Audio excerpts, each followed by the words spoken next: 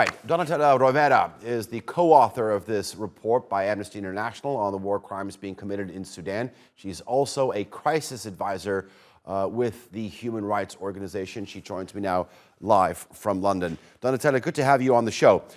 Here's a quote from a 25-year-old woman that you actually have in the report. She says, "I left my home because there was shooting everywhere, and these criminals raped me. Now I'm afraid I may be pregnant. I can't cope with that." This is an extremely powerful quote, and this is just one story of perhaps hundreds, maybe if not thousands. What have you seen?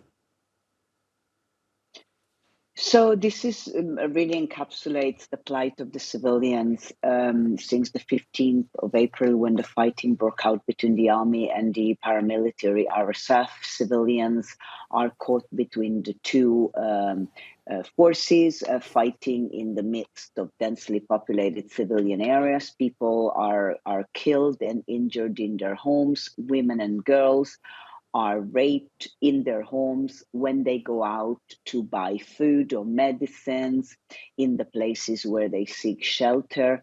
And really, there is no good options today for civilians, whether they stay at home, whether they try to flee, whether they take refuge somewhere else. They are just not safe. They are killed, they're injured. Women and girls as young as 12 are sexually assaulted in all of the places. So that is why it is so important that the international community stops looking away from this terrible crisis and actually takes concrete measures to put pressure on the belligerents, who at the moment unfortunately feel that they can continue to commit these crimes with impunity, and the civilians are paying a terrible price.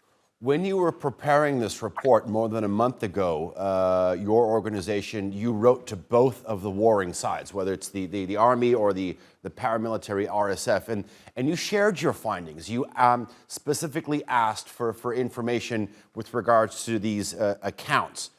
How did they reply? We received reply from both the Sudanese army and the paramilitary RSF.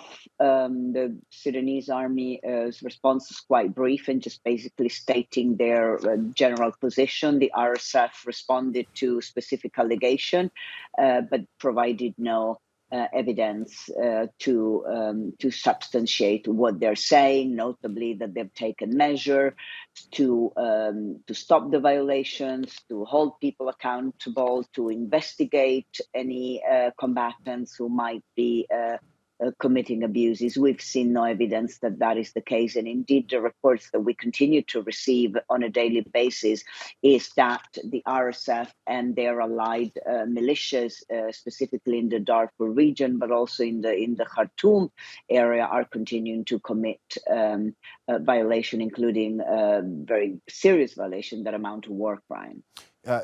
A moment ago, you were saying that the international community needs to do more to stop all this. I understand that. What would you like to see, both personally and as an organization, in terms of actions that could be taken immediately to at least, maybe not perhaps stop completely, but at least limit some of the crimes and violations that you have put forth in your report?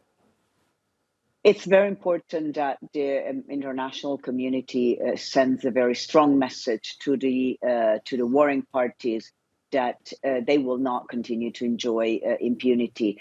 For that reason, the UN Human Rights Council must set up immediately an investigation, a robust and independent mechanism to monitor and investigate the abuses, to ensure that the perpetrators can be held accountable. The UN Security Council should extend the arms embargo, should expand the mandate of the International Criminal Court. These at the moment only apply to the Darfur region, but the conflict is affecting other parts of the country.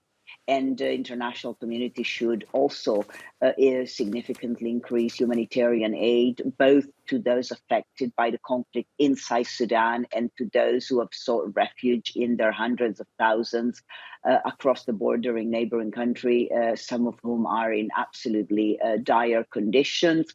And last but not least, 4 million people have been displaced by this Yeah. conflict, mostly within the country. But those who are trying to seek refuge outside Sudan are not finding safe and legal pathways to go beyond the neighboring countries. And this is not just a problem of the neighboring countries. European and Western countries must share the burden, and they're not doing so at the moment. Okay. Amnesty International's Donatella Rovera, thank you very much for joining us here on the NewsHour. I do appreciate it.